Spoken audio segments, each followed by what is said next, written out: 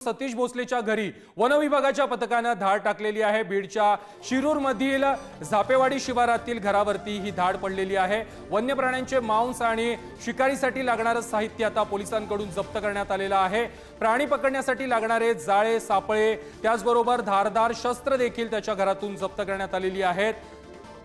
याच भोसलेने आतापर्यंत 200 हरणांची शिकार केल्याचा आरोप देखील केला जातोय। जिल्हा वन अधिकाऱ्यांसह 40 कर्मचाऱ्यांनी ही कारवाई केलेली आहे। आताच्या क्षणाची सर्वात महत्त्वाची बातमी आहे। सतीश भोसलेच्या घरी वन विभाग आणि पोलिसांनी संयुक्त अशी धाड टाकलेली आहे आणि मोठा साहित्य साठा देखील जप्त केलेला आहे।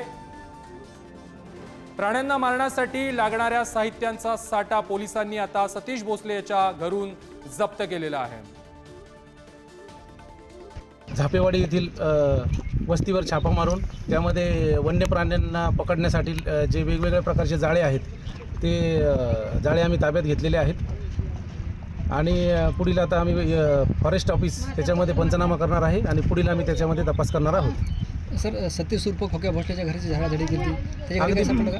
अगदी बरोबर, त्याच्या घरामधूनच आम्हाला काही वस्तू सापडलेल्या आहेत। त्या पंचनाम्यामध्ये आम्ही नमूद केलेल्या आहेत। नेमकं कोणत्या वस्तू सांगतात का? वन्यजीवांना पकडण्यासाठी जाळी आहेत त्याच्यात वेगवेगळ्या प्रकारची आणि काही वन्य प्राण्यांचे वाळलेलं मांसाचे काही तुकडे आहेत।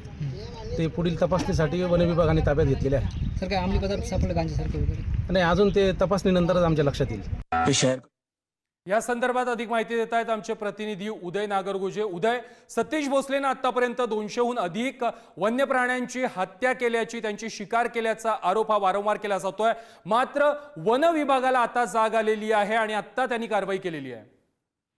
नक्कीच प्रथमेश, आपण जर बघितलं तर या प्रकरणात सतीश भोसले विरोधात 2 गुन्हे दाखल झाले होते आणि त्यानंतर त्याच्यावर हरणाच्या शिकार करण्यात आरोपी आलेल्या ढाकणे कुटुंबाने देखील आरोप केला होता की हा हरणाची शिकार करत होता आणि त्याला रोखल्यामुळे आम्हाला मारहाण झाली। त्यानंतर कुठे वन विभागाला जाग आली आहे आणि आता या सतीश भोसलेच्या घरावर त्यांनी धाड टाकत या ठिकाणी कारवाई केली।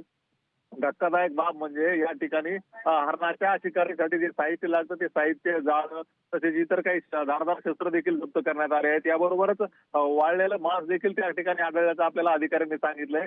जर हा प्रकार गेल्या काही महिन्यांपासून असेल, वर्षापासून होत असेल तर वन विभाग नेमका काय करत होता असा प्रश्न या निमित्ताने उपस्थित होतोय। इतक्या दिवस वन विभागाने कारवाई का केली नाही असा सवाल आता वन्य प्राणी मित्र उपस्थित करत असून किमान आता तरी वन विभागाने या प्रकरणात गांभीर्याने लक्ष देऊन कारवाई करावी अशी मागणी होत आहे। आता या कारवाईनंतर कशा पद्धतीने वन विभाग भूमिका घेतो, पोलीस ठाण्यात कसा गुन्हा दाखल होतो हे देखील पाहणं महत्वाचं असलं तरी तुर्तास मात्र हा जो प्रकार समोर आला आहे तो अतिशय गंभीर आहे आणि आता प्रशासन देखील खडबडून जागा झाल्याचं दिसतंय। प्रथमेश, नक्कीच उदय, धन्यवाद तुम्ही दिलेल्या माहिती संदर्भात।